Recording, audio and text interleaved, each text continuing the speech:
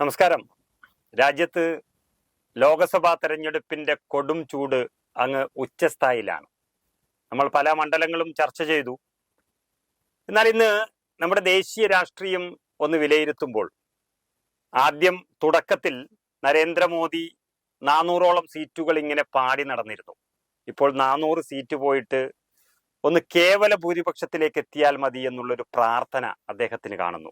അതുപോലെ രാഹുൽ ഗാന്ധി ആണെങ്കിൽ തെക്കൻ ഇന്ത്യയിൽ വലിയൊരു തേരോട്ടം നടത്തി വടക്കേന്ത്യ പിടിക്കാൻ പോയിരിക്കുന്നു. സത്യത്തിൽ നരേന്ദ്രമോദി വലിയ പ്രതിരോധത്തിലല്ലേ?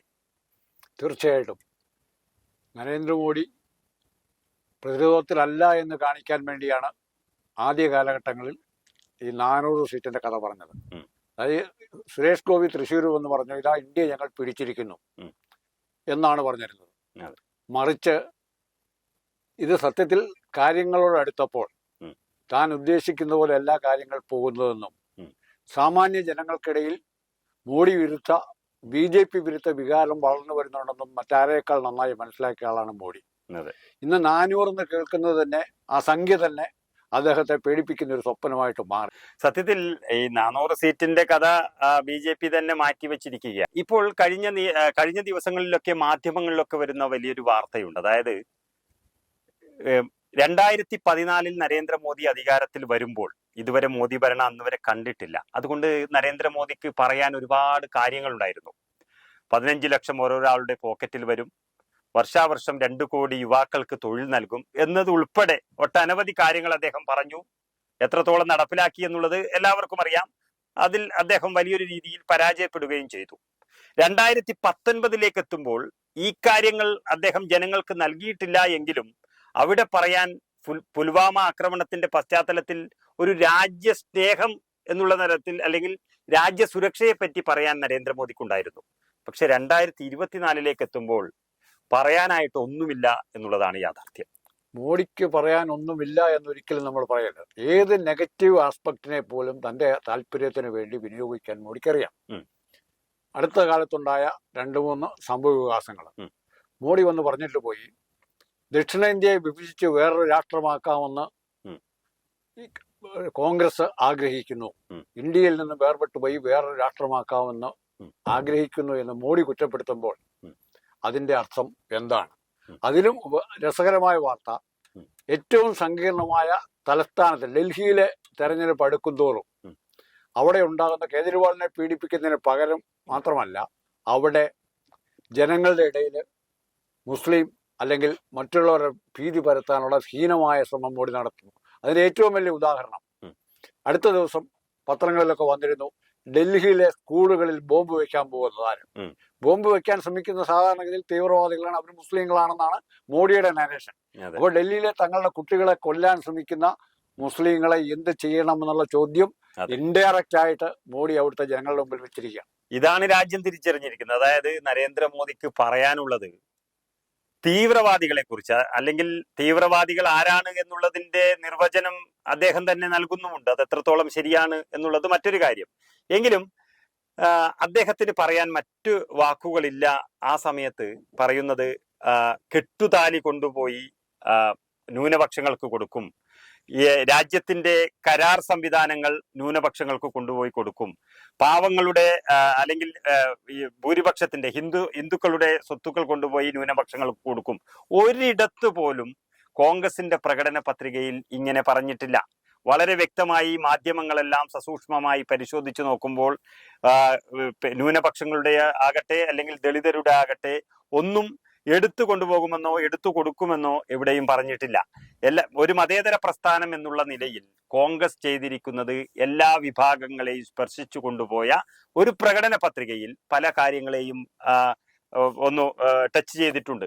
അതിനപ്പുറത്തേക്ക് ഇത് തെറ്റായി വ്യാഖ്യാനിച്ച് പച്ചക്കള്ളം പറയുന്ന നരേന്ദ്രമോദി എന്ന് ഇവിടുത്തെ മാധ്യമങ്ങളും അതുപോലെ സാധാരണ ജനങ്ങളും മനസ്സിലാക്കി തുടങ്ങിയതാണ് കഴിഞ്ഞ ദിവസം അക്കൗണ്ടിൽ നിന്ന്, അതായത് ഇൻസ്റ്റാഗ്രാം അക്കൗണ്ടിൽ നിന്ന് BJP മോദിയുടെ വീഡിയോ പിൻവലിച്ചത്.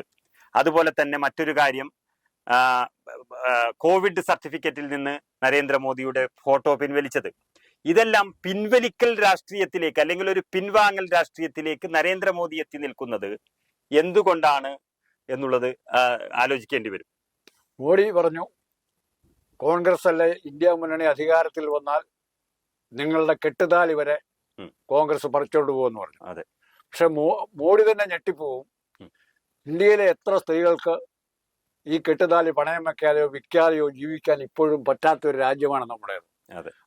ആ ജനതയോടാണ് പറയുന്നത്, കോൺഗ്രസ് വരുമ്പോ ഇപ്പൊ തന്നെ മോഡി തന്നെ കെട്ടുതാലി പണയം വെച്ചിരിക്കുകയാണ്. രാജ്യത്തിന്റെ മൊത്തം കടം കൂടിക്കൊണ്ടിരിക്കുകയാണ്. അതിൽ നമ്മുടെ കെട്ടുതാലികൾ പെടും. ഈ കെട്ടുതാലി ഇല്ലാത്ത ജനതയാണ് ഇന്ത്യയിൽ കൂടുതൽ എന്നുള്ള സത്യമെങ്കിലും മോഡി അറിഞ്ഞിരിക്കണം.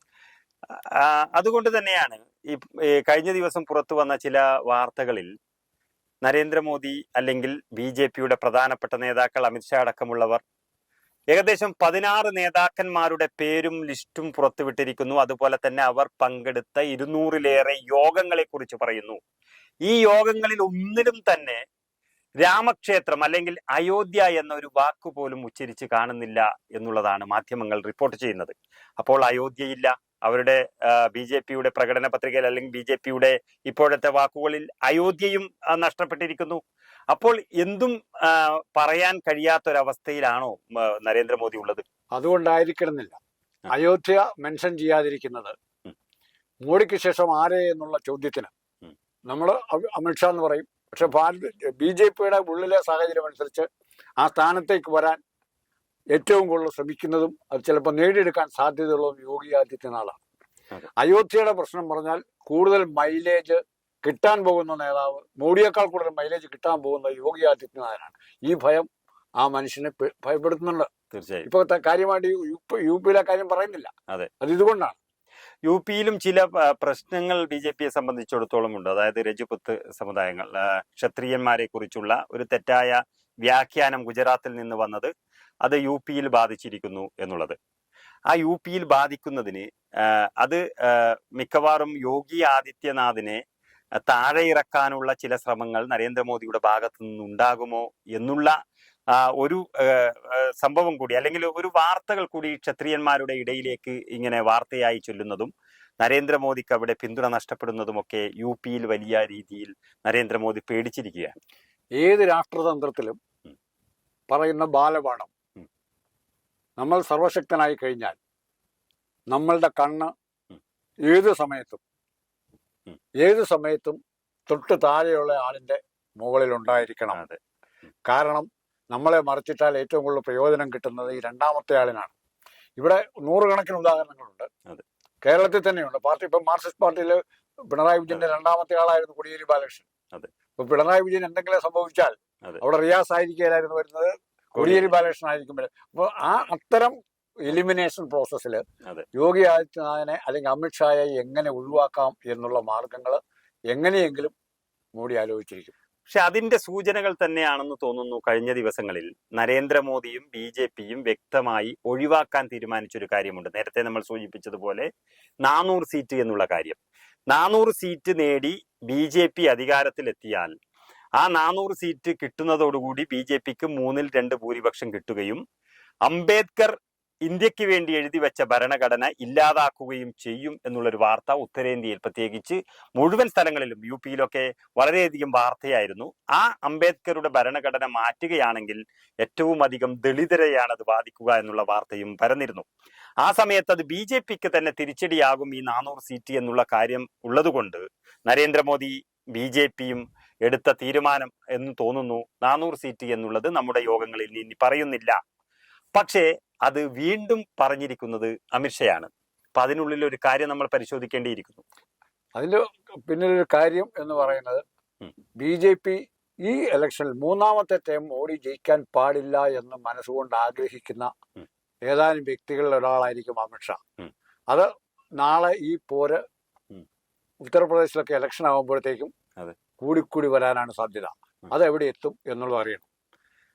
തീർച്ചയായും നമുക്കറിയാം നരേന്ദ്രമോദി വലിയ പ്രതിരോധത്തിൽ തന്നെയാണ്. രാഹുൽ ഗാന്ധി ഉത്തരേന്ത്യയിലേക്ക് പോയതും ദക്ഷിണേന്ത്യയിലെ സീറ്റ് ഭദ്രമാക്കി ഇന്ത്യ മുന്നണി വച്ചിരിക്കുന്നതുമൊക്കെ നരേന്ദ്രമോദിയെ വല്ലാതെ അലോസരപ്പെടുത്തുന്നുണ്ട്. അദ്ദേഹം പറയുന്നതും പ്രസംഗിക്കുന്നതുമൊക്കെ ഒരു മതേതര രാജ്യത്തിന്റെ പ്രധാനമന്ത്രിക്ക് ചേർന്നതല്ല എന്നുള്ളതും രാജ്യം പറഞ്ഞു തുടങ്ങി. നമുക്കറിയാം കഴിഞ്ഞ ദിവസം പുറത്തു വന്ന ഒരു സർവേയിൽ 79% ഇന്ത്യക്കാരും ഇന്നും ഇന്ത്യ ഒരു മതേതര രാജ്യമായി കാണണമെന്ന് വിശ്വസിക്കുന്നവരാണ്. 10% പേർ മാത്രമേ ഉള്ളൂ ഇന്ത്യ ഒരു ഹിന്ദു രാഷ്ട്രമായി മാറണമെന്ന് ആഗ്രഹിക്കുന്നത്. അങ്ങനെ ബഹുഭൂരിപക്ഷം ജനങ്ങളും ആഗ്രഹിക്കുന്നത് ഇന്ത്യ ഒരു മതേതര രാജ്യമാകണമെന്ന് പറയുമ്പോൾ മതേതരത്വത്തിനെതിരായി പ്രസംഗിക്കുന്ന, വിളിച്ചു പറയുന്ന ഒരു പ്രധാനമന്ത്രിയെ ഒരുപക്ഷെ രാജ്യം തിരസ്കരിക്കുമെന്ന് പറയേണ്ടി വരും. അതാണ് നരേന്ദ്രമോദിയുടെ ഇപ്പോഴത്തെ ഭയം.